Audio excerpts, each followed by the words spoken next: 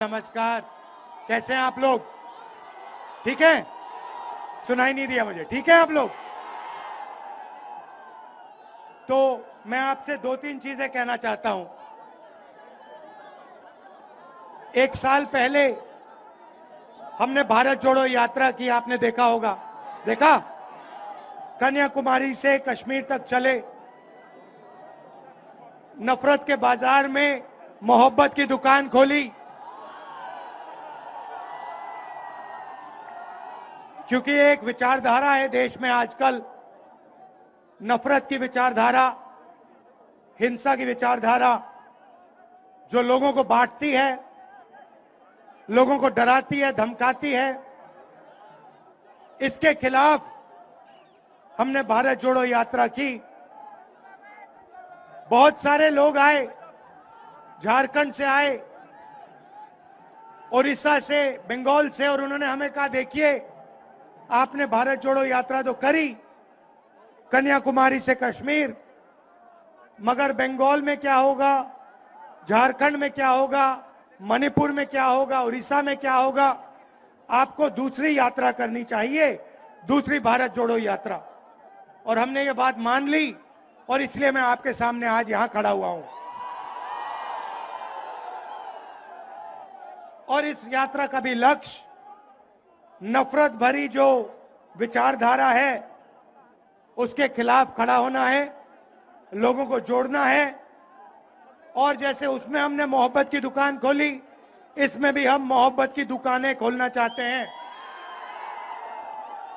इसमें हमने एक शब्द और जोड़ दिया, आपने देखा होगा, भारत जोड़ो न्याय यात्रा। क्योंकि हमें लगता है कि हिंदुस्तान में अन्याय फैलता जा रहा है। आप देखिए, रोजगार, देश के युवा सिर्फ रोजगार चाहते हैं, और पूरे देश में नरेंद्र मोदी जी ने और बीजेपी ने बेरोजगारी की बीमारी फैला दी है। किसी भी प्रदेश में जाओ और पूछो, भाई यहां पे बेरोजगारी की बीमारी है? ये देखो, जहां भी हम जाते हैं एक नई बीमारी चली है, बेरोजगारी की बीमारी।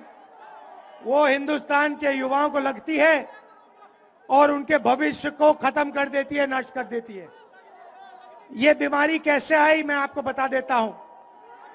नरेंद्र मोदी ने नोटबंदी की, जीएसटी लागू की, और जो छोटे व्यापारी हैं, छोटा बिजनेस चलाते हैं, छोटे कार्यक्रम, अग्निवीर, देखो ये बोला बिल्कुल सही।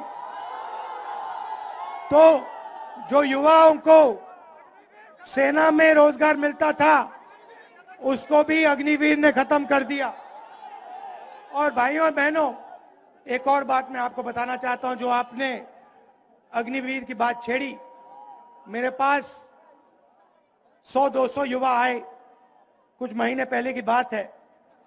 दिल्ली आए, मेरे साथ बैठे और रोने लगे, मतलब आंसू निकलने लगे। 20-25 युवाओं के आंख से आंसू निकलने लगे। मैंने पूछा, आप रो क्यों रहे हो, क्या हुआ? मुझे कहते, राहुल जी, हमने 5 साल सेना में जाने की प्रैक्टिस की, रनिंग की, वर्जिश की, हमें सेना में एक्सेप्ट कर लिया गया।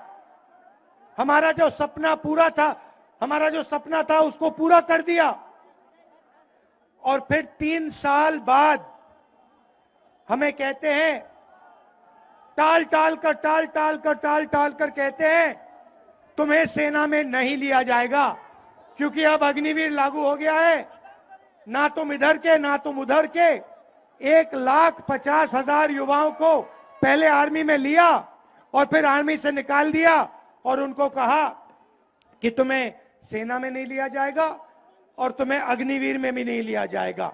और आज 1,50,000 युवा भटक रहे हैं, जंतर मंतर में बैठे हैं क्योंकि उनके हाथों से सरकार ने रोजगार छीना है। और मैंने उनसे कहा है कि कांग्रेस पार्टी उनके साथ खड़े होकर उनको न्याय दिलवाएगी और उनका जो हक बनता है उनके हवाले उसको करेगी। भाइयों और बहनों, आर्थिक अन्याय की मैंने बात की, मैं सामाजिक अन्याय की बात करना चाहता हूं। हिंदुस्तान में अलग अलग वर्ग के लोग हैं। दलित हैंगे, आदिवासी हैं, पिछड़े लोग हैं, जनरल कास्ट के हैं, माइनॉरिटी हैं, सारे लोग हैं। मगर आज तक किसी को यह नहीं मालूम इस देश में पिछड़े लोग कितने हैं। बोलो, जोर से बोलो।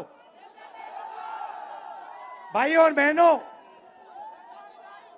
मैं आपसे पूछता हूं, देश में पिछड़े लोग कितने हैं? कोई जानता है? आप जानते हो कि सबसे ज्यादा हैं, मगर नंबर नहीं जानते। अब आप मुझसे कहोगे, अरे भाई साबसे ज्यादा हैं, नंबर नहीं जानते, तो क्या हुआ? मैं आपको बताता हूं। मैंने दो तीन आंकड़े निकाले। पहला आंकड़ा, हिंदुस्तान की सबसे बड़ी 500 कंपनियों में दलित कितने हैं, आदिवासी कितने हैं? ये बोली बात। दलित कितने? 0। आदिवासी कितने? 0। पिछड़े कितने? 0, एक भी नहीं। फिर मैंने पता लगाया, जो बजट को बांटते हैं 90 अफसर हैं, हिंदुस्तान की सरकार को चलाते हैं, दिल्ली में बैठते हैं। मैंने पता लगाया, इसमें दलित, आदिवासी, पिछड़े कितने? पता लगा 90 में से 3 आदिवासी, 90 में से 3 पिछड़े, 3 दलित, 1 आदिवासी। तो आदिवासियों के खिलाफ, दलितों के खिलाफ, पिछड़ों के खिलाफ दबाकर इस देश में अन्याय हो रहा है। और मैंने कहा कि जैसे किसी की टांग टूटती है तो पहला काम क्या होता है? डॉक्टर के पास जाते हैं ना, पहला काम क्या होता है? आप कहते हो, भैया डॉक्टर साहब एक्सरे कराओ, पता लगाना है क्या टूटा। सही बात? तो मैंने यही कहा है, पहले पैसा मांगता है हमारी सरकार। देखिए, हमारी सरकार की कोशिश होगी, जैसे हमने राजस्थान में किया, स्वास्थ्य हमने पूरा का पूरा फ्री कर दिया, दवाई फ्री कर दी, अस्पताल फ्री कर दिया। दिल्ली में सरकार आएगी तो हमारी ये कोशिश होगी कि आप हमें ये ना कह पाओ। मगर मैं जाति जनगणना की बात कर रहा हूं। हम जाति जनगणना की बात कर रहा हूं। मैंने कहा कि जैसे किसी को चोट लगती है तो एक्सरे होता है, वैसे ही हिंदुस्तान का एक्सरे होना चाहिए, जाति जनगणना होनी चाहिए, पता लगाना चाहिए इस देश में दलित कितने, आदिवासी कितने, पिछड़े कितने, माइनॉरिटी कितने, जनरल कितने। वही पहला कदम है न्याय देने का। अगर हमने मालूम ही नहीं कि आदिवासी कितने, पिछड़े लोग कितने, तो न्याय की कैसे बात हो सकती है? जैसे ही मैंने जाति जनगणना की बात की, वैसे ही नरेंद्र मोदी कहते हैं देश में कोई जात नहीं है, देश में सिर्फ जो जात है एक।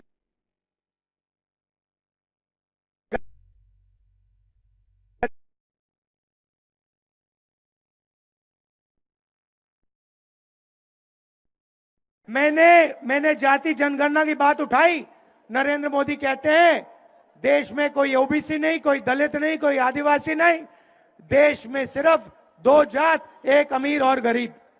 अगर 2 जात है नरेंद्र मोदी जी, तो आप ओबीसी कहां के? आप ओबीसी कैसे बन गए? ये मैं आपके सामने रखना चाहता था। देश को जोड़ना है, सबको एक साथ लाना है, और पूरे देश में ये जो नफरत का बाजार इन लोगों ने खोल रखा है, इसको बंद करना है और मोहब्बत की लाखों दुकानें खोलनी है। बहुत बहुत धन्यवाद। नमस्कार, जय हिंद।